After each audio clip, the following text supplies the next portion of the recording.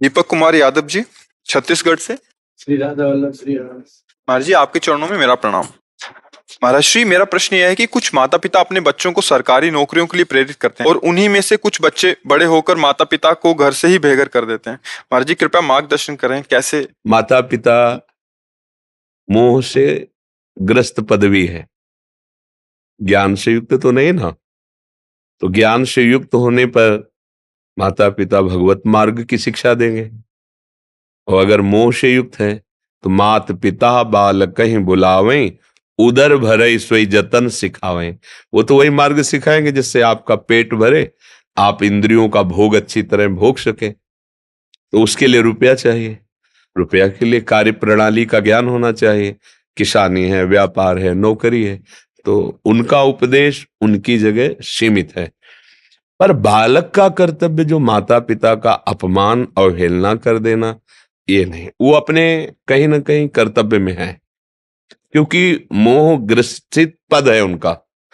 वो यही देखेंगे आपका शरीर स्वस्थ हो, आपके पास पैसा हो, आप अच्छी भोग सामग्रियों के भोक्ता बने, तो वो समझते हैं कि हमारा बेटा सुखी रहेगा, क्योंकि सुख का परिचय केवल वो इतना ही जानते हैं। इसके आगे कोई सुख है उनको ज्ञान नहीं है। तो ज्ञान ना होने के कारण वो अपनी पदवी जो उनको प्राप्त है, माता पिता का कार्य है बालक का पोषण करना, सदगुरु का कार्य है उसे अज्ञान से निवृत्त करके परम पद में स्थित करना। इसलिए माता पिता के प्यार में और सदगुरु के प्यार में विरोधाभास दिखाई देगा। जब सदगुरु का प्यार प्रारंभ होगा तो सबसे पहले कनेक्शन काटा जाएगा। जननी जनक बंधु सुत दारा, तन धन धाम श्रद्ध परिवारा, सबकी ममता ताग बटोरी, मम पद मन बांध बर डोरी। वो अपने आप को एकदम केवल भगवान का भरोसा, भगवान के आश्रित, फिर नौकरी करो, फिर व्यापार करो, और माता पिता को साक्षात भगवान का मंदिर मानकर कि इनके हृदय में भगवान है, उनकी वैसी सेवा करो। ये सदगुरु की आज्ञा होगी। अब माता पिता ने मोहजनित आज्ञा करी और उसने मोहजनित आज्ञा का पोषण किया, अब उसका मोह लग गया दूसरी जगह, ब्याह हुआ, पत्नी हुई, कहती ये तुम्हारे माता पिता हमारी जो सोसाइटी है उसके विरुद्ध नजर आते हैं, हमारे फ्रेंड क्या कहेंगे, कैसे हैं। एक पिता अपने बेटे के यहाँ गया, गांव की बात कह रहे हैं, उसका बेटा थाईलैंड में तो कहाँ था, फिर वो दिल्ली में, वो अपना राजसी ठाट बाट ऐसे। तो जब वो गया तो उनके मित्र लोग बैठे थे, तो पिता, अब गांव का आदमी तो ऐसे मार्किन लगाए, कुर्ता पहने, तो अब वो ना उठा ना प्रणाम किया। तो अब वो तो पिता है, उनका बेटा कैसे हो। तो उनके साथियों ने पूछा कौन है, बोले एक नौकर है हमारे यहाँ सामने ही। तो उनका अच्छा ठीक है, वापस लौट आया। वो न कभी दोबारा पूछने गए, न गांव गए उनके पास। क्या उनको सोसाइटी क्या कहेगी, ऐसे बाप का बेटा है, एक मार्किन पहने, एक कुर्ता पे। ये है मोह की शिक्षा, ये मोह की शिक्षा का फल उनको मिला है। अगर ज्ञान की शिक्षा देते तो उठ करके खड़ा होता, प्रणाम करता, बैठालता और कहता मेरे पूज्य पिताजी हैं। इसे उनका भागवतिक भाव पुष्ट होता। लेकिन भागवतिक भाव को बिना संतों की कृपा के कैसे जाना जा सकता है। तो माता पिता तो अपने हिसाब से ठीक उपदेश करते हैं, पर पुत्र को चाहिए कि जिन माता ने लौकिक दृष्टि से भी देखो ठीक है वो मोह से, पर हमारा कर्तव्य है कि जब वृद्धावस्था उनकी आवे तो उनको वैसे ही दुलार करे जैसे उन्होंने मेरी शक्तिहीन अवस्था, बाल्यावस्था में उन्होंने मुझे दुलार किया था। ये कर्तव्य है बालक का, ऐसा कभी नहीं करना चाहिए। और ऐसा जो करता है कि अपने माता पिता का अपमान करता है, माता पिता को अलग कर देता है और वो कष्ट भोगते हैं, तो उसकी दुर्गति पक्की है, यहां भी और वहां। वो भी आगे देख ले, उसका परिणाम यही आएगा उसके आगे, और आगे चलकर उसे दंड मिलेगा इस बात का।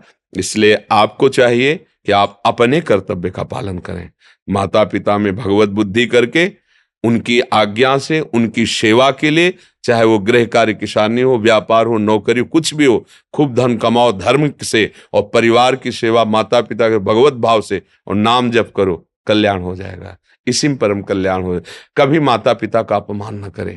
ये जो आज की धूर्तता पढ़ाई से बढ़ रही ना, पढ़ लिख कर अपने को बहुत बुद्धिमान समझ रहे और वयोवृद्ध माता पिता को मूर्ख समझ रहे, उनकी अवहेलना करते हैं, ये बहुत निंदनीय कार्य है। नहीं, हृदय बिछा देना चाहिए। माता जैसी सेवा की ना, जब उसको सोचो ना, अगर एक दिन पेट में गैस बढ़ जाए तो आपको कैसा लगता है? व्याकुलता पैदा हो जाएगी। 9 महीने उन्होंने मुझे पेट में लादा है, 9 महीने। इसके बाद पैदा होकर के उन्होंने अपने रक्त को दूध बनाकर मुझे पिलाया, पोषा, इतना बड़ा किया। तो हमारा कर्तव्य है, जैसे कहते कि आप लोग, तो जो गति न रुपए से होती है, न तपस्या से होती है, न बड़ी बड़ी साधनाओं से होती है, वो गति मेरे माँ को मिलेगी, मेरे पिता को मिलेगी, क्योंकि हम निरंतर भगवान में उनके द्वारा सजाए हुए जीवन को समर्पित करके उसका फल उनको प्राप्त होगा।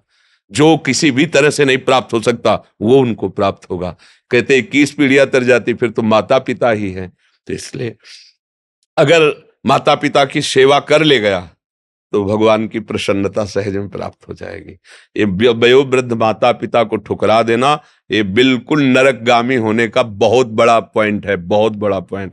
इसलिए हृदय कांपता है आज के बच्चों को देख। बूढ़े माँ थप्पड़ मार देते हैं, हमने देखा है, थप्पड़ मार दे बूढ़े माता पिता। यार इतनी तुम्हारी बुद्धि भ्रष्ट हो गई कि अगर अपनी अवस्था से कोई बड़ा बुजुर्ग है वो अपराध भी कर दे तो भी ऐसा नहीं करना चाहिए। उसको कह कि आप पिता तुल्य हो, संभाल के बोलिए, आप जाइए, जाओ छाप।